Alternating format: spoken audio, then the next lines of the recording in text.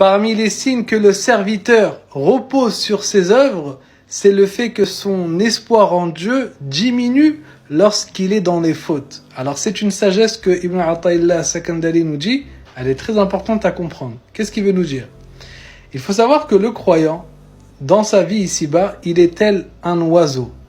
Il a une aile d'espoir, une aile de crainte, et le corps, la majorité du corps, c'est l'amour. Donc sa foi repose avant tout sur un amour fort en Dieu. Il a une aile qui est l'espoir, c'est-à-dire qu'il espère qu'Allah Azzawajal lui fasse miséricorde, et il a une autre aile où il a peur que ses œuvres, que sa nafs l'amène à sa perte.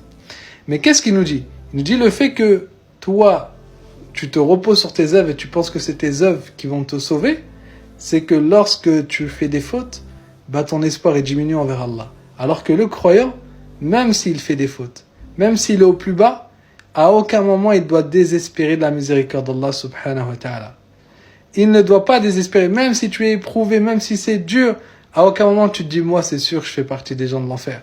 Et même si tu œuvres énormément, à aucun moment tu dois te dire, Alhamdulillah, je suis quand même mieux que la majorité des gens sur terre. Inch'Allah, moi je pense que je suis au paradis. Non, tu es toujours dans un juste milieu. Et c'est ça qui est voulu par sa sagesse, c'est que fais attention. Si lorsque tu fais moins d'œuvres, tu te considères comme une personne qui mérite moins le paradis, c'est que tu as pensé en réalité quand tu faisais des œuvres qu'Allah t'avait honoré par le bien que tu méritais le paradis. Alors qu'en réalité, on ne rentre au paradis que par la miséricorde d'Allah subhanahu wa ta'ala. Donc, il faut toujours être dans un juste milieu.